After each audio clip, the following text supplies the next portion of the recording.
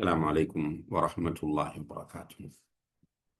الحمد لله رب العالمين، والعاقبة للمتقين، ولا عدوان إلا على الظالمين، والصلاة والسلام على أشرف الأنبياء والمرسلين وعلى آله وأصحابه أجمعين، أما بعد. اللهم علمنا ما ينفعنا وانفعنا بما علمتنا وزدنا علما يا رب العالمين. கண்ணியத்திற்குரிய சகோதர சகோதரிகளே, இன்றைய நம்முடைய தஃப்சீர் வகுப்பிலே சூரத்துல் பக்ராவினுடைய 282, 283 ஆகிய வசனங்களுக்கான விளக்கத்தை நாம் பார்க்கலாம். 282வது வசனத்தில் அல்லாஹு தஆலா சொல்கிறான், அஊது பில்லாஹி மினஷ் ஷைத்தானிர் ரஜீம், யா அய்யுஹல்லதீன ஆமனூ இதா ததாயன்தும் பிதைனின் இலா அஜலின் முஸம்மா ஃபக்துபூ அல் ஆயா. அதாவது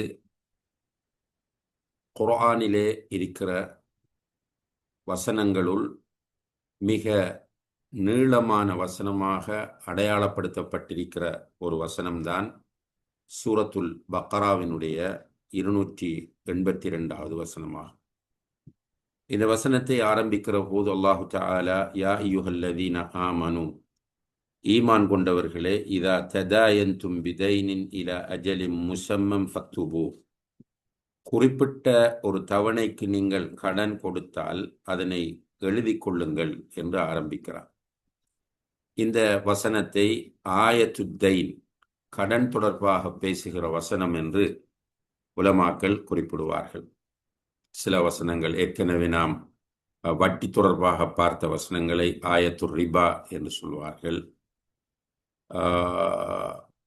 அதுபோல சூரத்து நிசாவினுடைய ஆரம்ப பகுதியில் வரக்கூடிய வாரிசுரிமை தொடர்பான வசனங்களுக்கு ஆயாத்துல் மவாரிஸ் என்று சொல்வார்கள். இப்படி சில வசனங்களுக்கு அவர்கள் ஒரு தலைப்பு அல்லது ஒரு பெயர் குறிப்பிடுவார்கள். அந்த அடிப்படையில் இந்த வசனத்திற்கு ஆயத்துத்தைன், கடன் தொடர்பான வசனம் என்று பெயரிடப்பட்டிருக்கிறது. உண்மையிலேயே கடன் தொடர்பாக இவ்வளவு ஒரு நீளமான வசனத்தை அல்லாஹு தஆலா குர்ஆனில் பதிவு செய்திருப்பது என்பது கடன் பற்றி இஸ்லாம் எவ்வளவு முக்கியத்துவம் செலுத்துகிறது என்பதற்கான மிக தெளிவான ஒரு சான்றாகும். மனித வாழ்க்கையில் பொருளாதாரம் என்பது மிக அவசியமான அடிப்படையான ஒன்றாக காணப்படுகிறது. அல்லாஹு தஆலா சூரத்து நிசாவிலே சொல்லும்போது, வலா துஅ்து ஸுஃபஹாஅ அம்வாலக்கும் அல்லதி ஜஅலல்லாஹு லக்கும் கியாமன், உங்களுடைய வாழ்க்கையின் அடிப்படையாக ஆக்கப்பட்டுள்ள பொருளாதாரத்தை விவரமில்லாதவர்களிடம் நீங்கள் கொடுக்க வேண்டாம் என்று அல்லாஹு தஆலா சொல்கிறார். அங்கே உங்களுடைய வாழ்க்கையின் அடிப்படையாக ஆக்கப்பட்ட பொருளாதாரம் என்று அல்லாஹு தஆலா சொல்வதிலிருந்து மனிதனுடைய வாழ்க்கைக்கு பொருளாதாரம் மிக அவசியமானது என்பதை சொல்கிறார். இந்த பொருளாதாரத்தை தேடுவதை அல் குர்ஆன் தூண்டிக் கொண்டிருக்கிறது. வெள்ளிக்கிழமை தினத்தில் உங்களுக்கு அழைப்பு விடுக்கப்பட்டால், ஜும்மா தொழுகைக்காக வேண்டிய அழைப்பு விடுக்கப்பட்டால், வியாபாரங்களை எல்லாம் விட்டுவிட்டு நீங்கள் தொழுகைக்காக அல்லாஹ்வை திக்ர் செய்வதற்காக விரைந்து செல்லுங்கள் என்று சொல்லிவிட்டு, ஃபைதா குதியத்திஸ் ஸலா, தொழுது முடிந்து விட்டால் ஃபந்தஷிரு ஃபில் அர்தி வப்தகு மின் ஃபத்லில்லாஹ், அல்லாஹுடைய பூமியிலே பறந்து சென்று அவனுடைய ஃபதுலை, அருட்கொடைகளை தேடுங்கள் என்று அல்லாஹ் சொல்கிறான். இது பொருளாதாரத்தை தேடுவதை குறிக்கிற வசனமாக இருக்கிறது. அதுபோல சூரத்துல் பக்ராவின் ஆரம்ப பகுதியிலே ஹஜ்ஜை பற்றி பேசுகிற இடத்தில் நாம் பார்த்திருந்தோம். ஒருவர் ஹஜ்ஜிக்கு போய் அங்கு ஹஜ் கடமையில் ஈடுபடுகிற அதே நேரத்தில் வியாபார நடவடிக்கைகளில் ஈடுபடுவதிலும் குற்றமில்லை என்பதை அல்லாஹு தஆலா சுட்டி காட்டியிருந்தான். எனவே மனிதன் தன்னுடைய பொருளாதாரத்தை தேடுவது அவசியமாகும். அதே நேரத்தில் சில நேரங்களில் அவனுக்கு பொருளாதார நெருக்கடி வரலாம். அப்படி பொருளாதார நெருக்கடி வரும்போது அவன் கடன் பெறுவதிலும் குற்றமில்லை என்பதை இஸ்லாம் நமக்கு காட்டித் தருகிறது.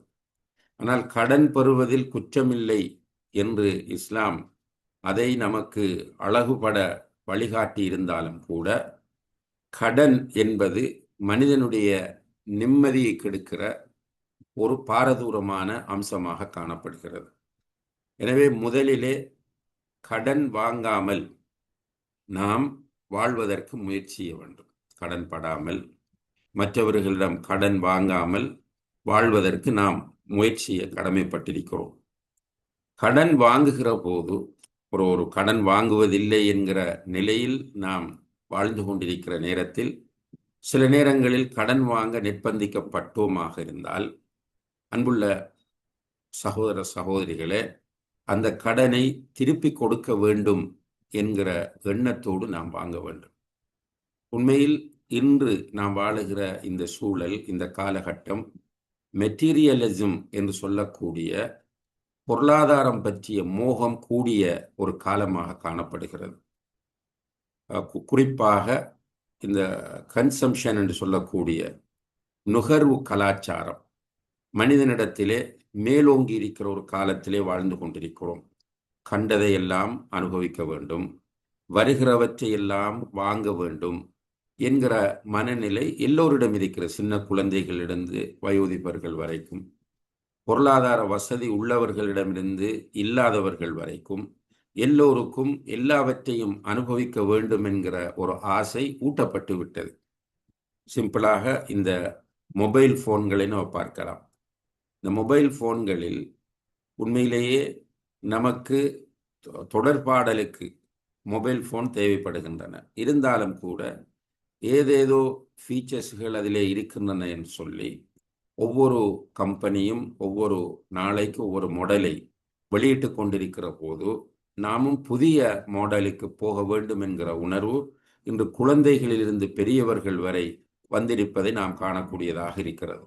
இப்போ நம்முடைய வருமானத்தை விட கூடிய அளவு, நம்முடைய கையில் இருக்கக்கூடிய பொருளாதாரத்தை விட அதிக பணம் கொடுத்து அந்த மொபைல் போன்கள் வாங்குவதை, பைக் வாங்குவதை, இதுபோல வீட்டுக்கு தேவையான பொருட்கள் வாங்குவதை இன்று மனிதன் பெருமையாக கருதி கொண்டிருக்கிறான். அல்லாஹ் பாதுகாக்க வேண்டும். இதை நாம் ரியலைஸ் பண்ண தவறி விட்டோமாக இருந்தால் நாம் இந்த உலகத்திலும் நிம்மதி இழந்து விடுவோம், மறுமையிலும் நஷ்டமடைந்து விடுவோம். அல்லாஹ் எல்லோரையும் பாதுகாக்க வேண்டும். அன்புள்ள சகோதர சகோதரிகளே, இந்த பின்னணியில் இன்று கடன் வாங்குகிறவர்கள் அது ஒரு சாதாரணமான அம்சமாக அவர்களுக்கு மாறிவிட்டது.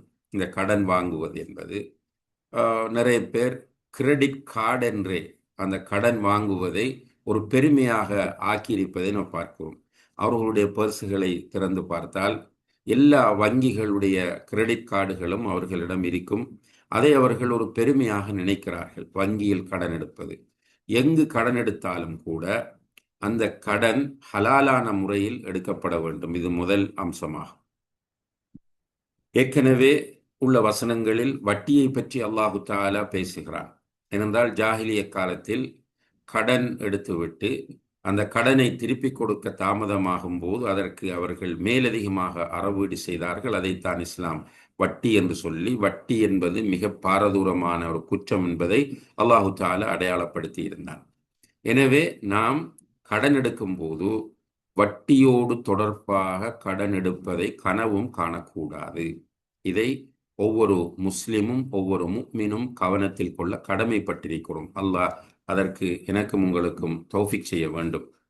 அன்புள்ள சகோதர சகோதரிகளே, இந்த மெட்டீரியலிசம் அல்லது நுகர்வு கலாச்சாரம் நம்மை ஆக்கிரமித்திருப்பதனால் ஒரு அடிப்படை நிர்பந்த தேவைகள் இல்லாமலேயே வட்டியை நோக்கி மனிதன் நகரக்கூடிய ஒரு சூழலை நாம் பார்க்கிறோம்.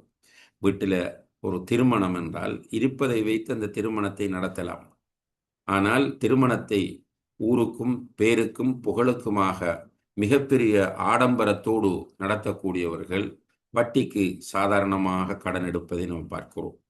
அதுபோல பெருநாளைக்கு ட்ரெஸ் எடுப்பதற்காகவும் வட்டியோடு தொடர்படுவதை நாம் காணக்கூடியதாக இருக்கிறது. ஒரு பெரும் கூட்டம் அன்றாட வாழ்க்கையை ஓட்டுவதற்கு இந்த கிரெடிட் கார்டை நாடி செல்வதை நாம் பார்க்கிறோம். வங்கிகளால் வழங்கப்படக்கூடிய கிரெடிட் கார்டுகள் நிச்சயமாக வட்டியோடு தொடர்பானவை என்பதிலே இரண்டாவது கருத்து யாருக்கும் கிடையாது. அவர்கள் நமக்கு ஒரு டியூ தருவார்கள், அந்த எடுத்த கடனை திருப்பி கொடுப்பதற்கான ஒரு தவணை தருவார்கள். அந்த தவணை ஒரு நாள் கூட பிந்தினாலும் அவர்கள் உடனடியாக வட்டி போட்டு விடுவார்கள். அதை நம்மோடு செய்கிற ஒப்பந்தத்திலே அவர்கள் தெளிவாக சொல்லியே இருக்கிறார்கள். எனவேதான் உலமாக்கள் இந்த கிரெடிட் கார்டு என்பது வட்டிக்கு துணை போகிற ஒரு அம்சம் என்பதை சுட்டிக்காட்டுகிறார்கள். பொதுவாக நிர்பந்தம் தடுக்கப்பட்டவைகளை அனுமதிக்கும் என்கிற ஒரு விதியும் இருக்கிறது. அதை நாம் கவனத்திலே கொள்ள வேண்டும். சில நேரங்களில் ஒருவருக்கு நிர்பந்தமான ஒரு சூழல் வந்தால் அதை தவிர வேறு வழி இல்லை என்கிற மனச்சாட்சியோடு அல்லாஹுக்கு பயந்த நிலையில் அப்படி வருமாக இருந்தால் அந்த நேரங்களில் தடுக்கப்பட்டவை அனுமதிக்கப்படும். அப்படி இல்லாமல் பொதுவாக இந்த சாதாரணமாக இப்போ வங்கிக்கு போனீங்க என்றால் ஃபர்ஸ்ட்டுக்கே அவர்கள் கிரெடிட் கார்டை ரெக்கமெண்ட் பண்ணுவார்கள். நல்ல தொழிலில் நீங்கள் இருப்பீர்களாக இருந்தால் கிரெடிட் கார்டை உங்களுக்கு அவர்கள் வீட்டுக்கு கொண்டு வந்து தருவார்கள். ஃபோன் பண்ணி உங்களை என்கரேஜ் பண்ணுவார்கள். ஆனால் நாம் வட்டியோடு தொடர்பு படக்கூடாது என்பதிலே உறுதியாக தெளிவாக இருந்து கொள்ள வேண்டும். இப்போ முதலாவது கடன் வாங்குவதில்லை என்கிற ஒரு நிலைப்பாட்டில் இருக்கிற போது தவிர்க்க முடியாமல் கடனுக்கு நாம் போக வேண்டி வந்தால் வட்டியோடு தொடர்பான கடனில் நான் ஈடுபட மாட்டேன் என்ற உறுதி பிரமாணத்தோடும் மன உறுதியோடும் நாம் ஒவ்வொருவரும் இருக்க வேண்டும். அல்லாஹ் அதற்கு தௌஃபீக் செய்ய வேண்டும். அடுத்ததாக அன்புள்ள சகோதர சகோதரிகளே, இப்போ கடன் வாங்குகிறோம் என்றால் அந்த கடனை திருப்பி கொடுக்க வேண்டும் என்கிற நீயத்தோடு வாங்க வேண்டும். கடன் வாங்குகிற போது அந்த கடனை திருப்பி கொடுக்க வேண்டும் என்கிற நீயத்தோடு வாங்க வேண்டும் என்பதை இஸ்லாமிய கடுமையாக வலியுறுத்துகிறது. இன்று சிலர் கடன் வாங்குகிறார்கள், திருப்பி கொடுக்கிற எண்ணமே இல்லை. அதாவது எங்களுடைய நாட்டில் சில கிராம பழமொழிகள் இருக்கின்றன. நனைந்த நாய்க்கு கூதல் இல்லை என்று சொல்வார்கள். ஒரு நாய் நனைந்து விட்டால் அதுக்கு பிறகு தாராளமாக அது தண்ணீரிலே நீந்தி செல்லும். நனையும் வரைக்கும் தான் அதற்கு கூதலும் பயமும் இருக்கும். அப்படியாக இன்று சிலர் கடன் வாங்குவதற்கு ஆரம்பத்தில் தடுமாறுவார்கள். பிறகு அவர்களுடைய தொழிலே கடன் வாங்குவதாக மாறுகிறது. அல்லாஹ் அவர்களுக்கு ஹிதாயத்தை கொடுக்க வேண்டும். குடும்பங்களிலும் நண்பர் வட்டத்திலும் ஜமாத்திலும் சமூகத்திலும் இப்படிப்பட்டவர்கள் மிகப்பெரிய ஒரு சோதனையாக மாறிக்கொண்டு வருகிறார்கள். யாரை பார்த்தாலும் கடன் வாங்குவது. கடன் வாங்கும் போதும் எப்படி சொல்றது, எனக்கு தவிர்க்க முடியாமல் வேறு யாரிடமும் போக முடியாமல் உங்களிடம் வந்தேன், தயவு செய்து யாரிடமும் சொல்லி விடாதீர்கள், இதனுடைய மானம் சம்பந்தப்பட்ட பிரச்சனை என்று சொல்லியே ஊரெல்லாம் குடும்பத்தில் உள்ள எல்லோரிடமும் நண்பர்கள் எல்லோரிடமும் கடன் வாங்குகிற ஒரு கேவலமான கூட்டம் உருவாகி கொண்டு வருவதை நாம் காணக்கூடியதாக இருக்கிறது. அப்படியானவர்களுக்கு இந்த மெசேஜ்கள் கொண்டு போய் சேர்க்கப்பட வேண்டும். அன்புள்ள சகோதர சகோதரிகளே, கடன் வாங்குகிற போது கொடுக்க வேண்டும் என்கிற நீயத்தோடு கடன் வாங்க வேண்டும். அப்படி அந்த உண்மையான தூய்மையான நீயத்து நம்மிடம் இருக்குமாக இருந்தால் கடனை அடைப்பதற்கு அல்லாஹ் உதவி செய்வார். ஆனால் கடனை திருப்பி கொடுப்பதில்லை என்கிற எண்ணத்தோடு கடன் வாங்கினால் திருப்பி கொடுப்பதற்கு அல்லாஹ் உதவி செய்ய மாட்டான் என்பதை நபிகள் நாயகம் ஸல்லல்லாஹு அலைஹி வஸல்லம் அவர்கள் எச்சரிக்கை செய்திருக்கிறார்கள் என்பதையும் நாம் காண வேண்டும். அடுத்ததாக கடன் வாங்குவதாக இருந்தால் அதற்குரிய முழு ஒழுங்கும் இந்த வசனத்திலே சொல்லப்பட்டிருக்கிறது. இந்த வசனத்தை நான் ஒரு தடவை தமிழிலே உங்களுக்கு வாசித்து காண்பிக்கிறேன். நீங்களும் வீட்டிலே பல தடவைகள் இதை எடுத்து படியுங்கள். இதிலே வரக்கூடிய சில சட்டங்கள் வாஜிபா சுன்னத்தா என்ற கருத்து வேறுபாடு இருக்கிறது. ஆனால் அந்த வாஜிப் சுன்னத் என்கிற சட்ட நிலையை தாண்டி இந்த வசனம் சொல்லுகிற படி இது மார்க்கத்தில் உள்ளது. எனவே அந்த அடிப்படையில் நம்முடைய கடன் கொடுக்கல் வாங்கலை நாம் வைத்துக் கொண்டால் அல்ஹம்துலில்லாஹ் நாம் ஃபுல் சேஃப்டியாக கடனுடைய விஷயத்தில் மார்க்க ஒழுங்கை பேணுகிற அதே நேரத்தில் வாழ்க்கையிலும் நிம்மதியாக இருப்பதற்கு இது வழிவகுக்கும். இங்கே அல்லாஹு தஆலா சொல்லுகிறான், நம்பிக்கை கொண்டோரே, குறிப்பிட்ட தவணைக்கு நீங்கள் கடன் கொடுத்தால் அதனை எழுதி கொள்ளுங்கள். இப்ப இங்கே அல்லாஹு தஆலா குறிப்பிட்ட தவணைக்கு என்று சொல்வதிலிருந்து கடன் கொடுக்கும் போது வாங்கும் போது ஒரு பீரியட் ஃபிக்ஸ் பண்ண வேண்டும். சும்மா கடன் தாங்க, எனக்கு ஒரு 1,00,000 ரூபாய் கொடுங்கள், 50,000 ரூபாய் கொடுங்கள், 1000 ரூபாய் கொடுங்கள் என்று கேட்கக்கூடாது. எனக்கு ஒரு 50,000 ரூபாய் பணம் கொடுங்கள், ஒரு மாதத்தில் திருப்பி தருவேன், 2 வாரங்களில் திருப்பி தருவேன், அல்லது ஒரு வருடத்தில் திருப்பி தருவேன் என்று ஒரு பீரியட்டை ஃபிக்ஸ் பண்ணுவதை அல்லாஹு தஆலா இங்கே சொல்லுகிறான். அதே நேரத்தில் அதனை எழுதி கொள்ளுங்கள் என்றும் அல்லாஹ் சொல்கிறான். அப்ப கடன் கொடுக்கும் போது, வாங்கும் போது அதை எழுதி கொள்வது என்பது முக்கியமான ஒரு அம்சமாக அடையாளப்படுத்தப்பட்டிருக்கிறது. இப்போ எழுதுவதை பற்றி அல்லாஹ் சொல்லும் போது, உங்களுக்கு மத்தியில் எழுதுபவர் நீதமாக எழுதட்டும், எழுதுபவர் அல்லாஹ் தனக்கு கற்றுக் கொடுத்தவாறு எழுத மறுக்க வேண்டாம், எனவே அவர் எழுதட்டும், எவர் மீது கடன் பொறுப்பு இருக்கிறதோ அவர் வாசகங்களை கூறட்டும். கடன் பொறுப்புன்றது கடன் கொடுத்தவர், அவர் வாசகங்களை கூறட்டும், மேலும் அதில் எதையும் குறைத்து விடாது தனது இரட்சகனாகிய அல்லாஹ்வை அஞ்சிக் கொள்ளட்டும். எழுதக்குள்ள ஜெனுவினாக நீதமாக எழுதி கொள்ள வேண்டும். கடன் பொறுப்புள்ளவர், அதாவது கடன் வாங்கியவர் விபரமற்றவராகவோ கடன் கொடுத்தவர் விபரமற்றவராகவோ அல்லது பலவீனமானவராகவோ அல்லது வாசகத்தை கூற இயலாதவராகவோ இருந்தால் அவர் பொறுப்பாளர் நீதமான வாசகத்தை கூறவும். அதாவது இப்போ ஒரு சின்ன பையன் அல்லது ஒரு ஒரு இன்னசென்ட் டைப்பானவர் அல்லது ஊமையானவர், இப்படியான ஒருவர் கடன் கொடுக்கும்போது அந்த எழுத வேண்டிய வாசகங்களை அவருடைய பொறுப்பில் உள்ள ஒருவர் சொல்லலாம் என்பதை அல்லாஹு தஆலா இங்கே சொல்லுகிறார். அடுத்ததாக, உங்கள் ஆண்களிலிருந்து 2 சாட்சியாளர்களை ஏற்படுத்தி கொள்ளுங்கள். இப்ப கடன் கொடுக்கல் வாங்கல் செய்யும் போது 2 ஆண்கள் விட்னஸாக வர வேண்டும் என்பதை அல்லாஹ் இங்கே சொல்லுகிறான். ஆண்கள் 2 இல்லை என்றால், ஆண்கள் 2 சாட்சிகள் இல்லை என்றால், சாட்சிகளில் நீங்கள் பொருந்திக் கொள்ளக்கூடியவர்களிலிருந்து ஆண் ஒருவரையும் பெண்கள் 2 சாட்சியாளர்களாக எடுத்துக்கொள்ளுங்கள். அப்போ கடன் கொடுக்கல் வாங்கல் செய்யும் போது அது எழுதப்பட வேண்டும். அதே போல 2 சாட்சிகள் அங்கே இருக்க வேண்டும். டேட் ஃபிக்ஸ் பண்ணப்பட வேண்டும். அப்போ டேட் ஃபிக்ஸ் பண்ணப்பட வேண்டும். கடன் கொடுக்கல் வாங்கல் எழுதப்பட வேண்டும்.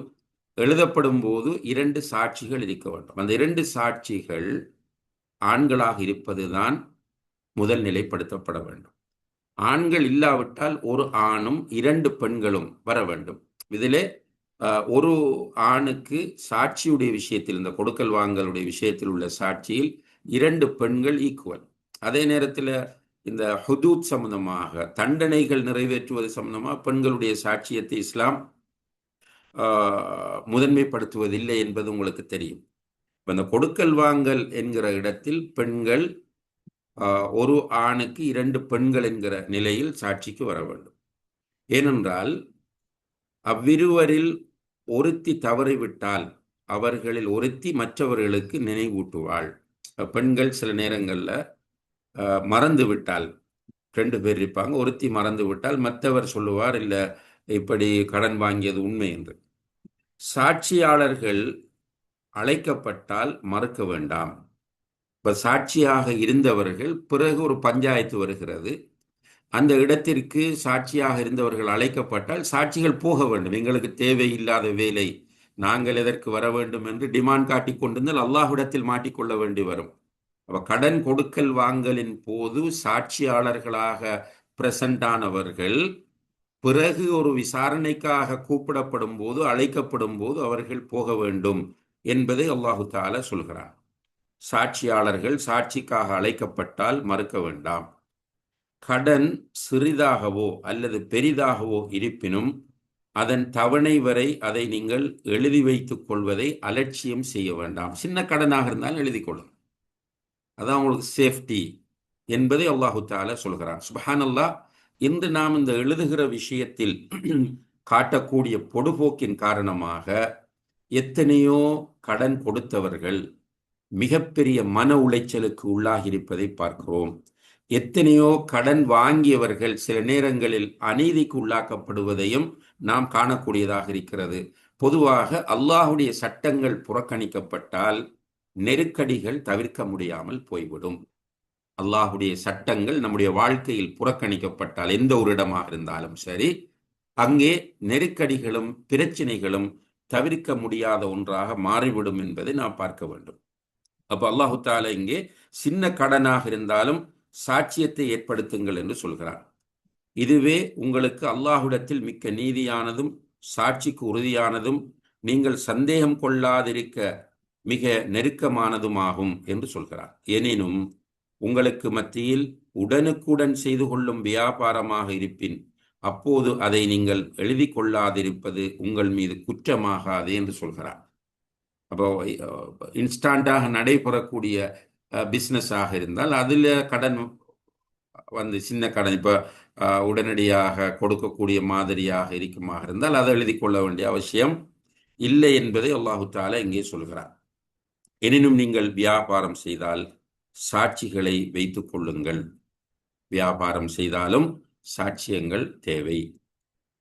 எழுதுபவருக்கோ சாட்சிக்கோ எவ்வித தீங்கும் இழைக்கப்படக்கூடாது. எழுதுபவருக்கோ சாட்சியாக வருபவருக்கோ எந்த விதமான தீங்கும் விளைவிக்கப்படக்கூடாது. அப்படி தீங்கு விளைவிக்கப்பட்டால் அல்லாஹ்விடத்தில் அவர்கள் குற்றவாளிகள். அவ்வாறு நீங்கள் செய்தால் நிச்சயமாக அது உங்களுக்கு பாவமாகும். இன்னும் அல்லாஹ்வை அஞ்சிக் கொள்ளுங்கள். அல்லாஹ் உங்களுக்கு கற்றுத் தருவான். மேலும் அல்லாஹ் யாவற்றையும் நன்கறிந்தவன் ஆவான். அடுத்த 283வது வசனத்தில் அல்லாஹ் சொல்லுகிறான், நீங்கள் பயணத்தில் இருக்கும்போது எழுதுபவரை பெற்றுக்கொள்ளவில்லையானால், இப்போ பிரயாணத்தில் இருக்கிறீங்க, கடன் கொடுக்கல் வாங்கல் செய்கிறீர்கள், எழுதக்கூடிய ஒருவர் அந்த இடத்தில் இல்லை என்றால் ஒரு அடமானத்தை பெற்றுக்கொள்ளலாம் என்று அல்லாஹ் சொல்கிறான். இப்போ எழுதுறதுக்கு வாய்ப்பில்லை, ஏதாவது ஒரு அடமான பொருள் அங்கே அவரிடம் இருந்தால், இப்போ உதாரணமாக ஒரு பெறுமதியான ஃபோன் வைத்திருக்கிறார், பெறுமதியான ஒரு வாட்ச் வைத்திருக்கிறார், அல்லது ஒரு பெண்ணை பொறுத்தவரையில் நகை வைத்திருக்கிறார். இப்படி ஏதாவது ஒரு பெருமானமான பொருளாக இருந்தால், பெறுமதியான பொருளாக இருந்தால் அதை அடமானமாக கொடுத்து விட்டு கடன் வாங்க. இந்த இடத்துல ரஹன் என்று சொல்லக்கூடிய ஒரு சட்டமும் நமக்கு அடையாளப்படுத்தப்படுகிறது. ரஹன் என்றால் அடமானம் வைத்தல். நபிகள் நாயகம் ஸல்லல்லாஹு அலைஹி வஸல்லம் அவர்கள் மௌத்தாகிற போது அவர்களுடைய கவசம் ஒரு யூதனிடத்தில் குறிப்பிட்ட சில பொருளாதாரத்திற்காக அடமானம் வைக்கப்பட்டிருந்தது என்பதை நாம் சஹீஹான ஹதீஸ்களிலே பார்க்கிறோம். எனவே அடமானம் என்ற ஒரு சட்டம் நமக்கு தரப்பட்டிருக்கு. கடன் வாங்குவதற்கு ஒரு பொருளை அடமானமாக வைப்பது, இது இஸ்லாத்திலே அனுமதிக்கப்பட்ட ஒன்று என்பது நமக்கு புரிகிறது. தொடர்ந்து அல்லாஹு தஆலா சொல்கிறான், அப்போ நீங்கள் பிரயாணத்தில் இருக்கிறீர்கள், எழுதுவதற்கு ஆள் இல்லை என்றால் அடமானமாக பெற்றுக்கொள்ளலாம். உங்களில் சிலர் சிலரை நம்பினால் நம்பப்பட்டவர் தனது அமானிதத்தை நிறைவேற்றட்டும், தனது இரட்சகனாகிய அல்லாஹுவை அவர் அஞ்சிக் கொள்ளட்டும் என்று அல்லாஹு தஆலா சொல்கிறார். அதாவது இப்போ கடன் கொடுக்கிறோம், வாங்குகிறோம், நம்ம நம்புகிறோம் அவர் தருவார் என்று. அப்படி நம்பினால் எழுத வேண்டிய அவசியம் இல்லை. அந்த நம்பிக்கை போதுமானது என்பதை அல்லாஹு தஆலா சொல்லுகிறார்.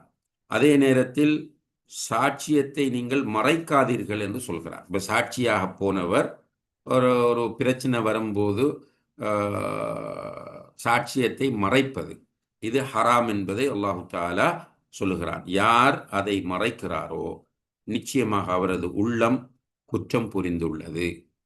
அப்போ கொடுக்கல் வாங்கலில் சாட்சியாக செல்பவர் பிறகு சாட்சி சொல்வதற்காக வேண்டி அழைக்கப்பட்டால் போக வேண்டும். அதே போல சாட்சியத்தை அவர் எக்காரணம் கொண்டு மறைக்கக்கூடாது. சாட்சியத்தை மறைப்பவர் நிச்சயமாக பாவி என்பதை அல்லாஹு தஆலா சொல்லி, அல்லாஹ் நீங்கள் செய்பவற்றை நன்கறிந்தவனாக இருக்கிறான் என்று இந்த வசனத்தை முடிக்கிறான். எனவே அன்புள்ள சகோதர சகோதரிகளே, இந்த ஆயத்து தைன் என்று சொல்லக்கூடிய 282வது 283வது ஆகிய 2 வசனங்களையும் நீங்கள் வீட்டிலே பல தடவை படியுங்கள். நிச்சயமாக குர்ஆன் மனிதனுக்குரிய வேத நூலாகும். மனிதனை சீர் செய்வதற்காக, நெறிப்படுத்துவதற்காக, அவனுடைய வாழ்க்கையை ஒழுங்குபடுத்துவதற்காக அல்லாஹ்வினால் தரப்பட்ட வழிகாட்டலாகும். எனவே நம்முடைய அன்றாட வாழ்க்கையில் கடன் கொடுப்பது வாங்குவது என்பது ஏதோ ஒரு கோணத்தில் தவிர்க்க முடியாமல் இருந்து கொண்டே இருக்கும். எனவே இந்த ஒழுங்கை நாம் கடைபிடித்தால் நிச்சயமாக நாம் சேஃப்டியாக, ஹெப்பியாக வாழலாம். அல்லாஹ் அதற்கு தௌஃபீக் செய்ய வேண்டும். இங்கே கடன் கொடுக்கும்போது சாட்சியை ஏற்படுத்துவது, வாஜிபா சுன்னத்தா என்கிற ஒரு கருத்து வேறுபாடு அறிஞர்கள் மத்தியில் இருக்கிறது. ஒரு சாரார் சாட்சிகளை ஏற்படுத்துவது வாஜிப், கட்டாய கடமை என்று சொல்கிறார்கள்.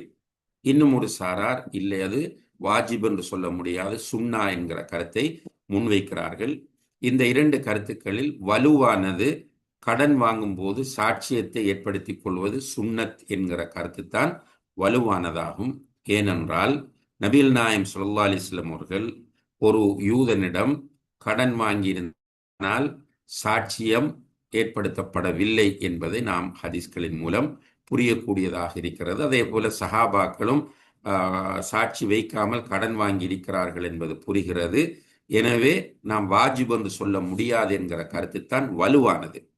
ஆனால் சுன்னத்தென்றால் தூக்கி எறிய வேண்டிய ஒரு சட்டம் அல்ல, சுன்னத்தென்றால் கேவலமாக கருத வேண்டிய ஒரு சட்டம் அல்ல, சுன்னத்தென்றால் இக்னோர் பண்ணி கொண்டு போக வேண்டிய ஒரு சட்டம் அல்ல. இஸ்லாம் காட்டித்தந்த ஒரு மார்க்க வழிகாட்டல் என்பதிலே நாம் தெளிவாக இருக்க வேண்டும். இன்று கடன் கொடுக்கல் வாங்கல்கள் செய்துவிட்டு அதை எழுதாத காரணத்தினால் நீதிமன்றங்களிலும் ஜமாத்துக்களிலும் குடும்ப பஞ்சாயத்துக்களிலும் சீரழியக்கூடிய எத்தனையோ கடன் கேஸ்களை நாம் பார்க்கிறோம். மன உளைச்சலுக்கு உள்ளாக்கப்பட்டவர்களையும் உளறி திரியக்கூடியவர்களையும் பார்க்கிறோம். அதற்கு காரணம் இந்த கடன் கொடுக்கல் வாங்கல்கள் செய்யும் போது எழுதி கொள்வதை நாம் மிஸ் பண்ணியதுதான் என்பதை நாம் புரிந்து கொள்ள வேண்டும். எனவே கடன் கொடுக்கும் போது வாங்கும் போது அதை எழுதுவது அல்லது சாட்சி வைத்துக் கொள்வது வாஜிபா சுன்னத்தா என்கிற கருத்து வேறுபாடு இருந்தாலும் அது மார்க்கத்தில் உள்ளது என்பதை நாம் கவனத்தில் கொண்டு நாம் ஒவ்வொருவரும் அந்த சேஃப்டி ஃபர்ஸ்ட் என்று சொல்வார்கள், அந்த அடிப்படையில் இந்த குர்ஆன் வசனத்தை நம்முடைய வாழ்க்கையில் நடைமுறைப்படுத்தினால் நிச்சயமாக அது ஒரு பரக்கத்தாகவும் ஹைராகவும் இருக்கும். அல்லாஹு தஆலா இந்த வசனங்களின் அடிப்படையில் செயற்படுவதற்கு நம் எல்லோருக்கும் தௌஃபீக் செய்வானாக. வஆஹிரு தஅவானா அனில் ஹம்துலில்லாஹி ரப்பில் ஆலமீன். வஸ்ஸலாமு அலைக்கும் வரஹ்மத்துல்லாஹி வபரகாத்துஹு. சுப்ஹானக அல்லாஹும்ம வபிஹம்திக அஷ்ஹது அன் லா இலாஹா இல்லா அன்த அஸ்தக்ஃபிருக வ அத்தூபு.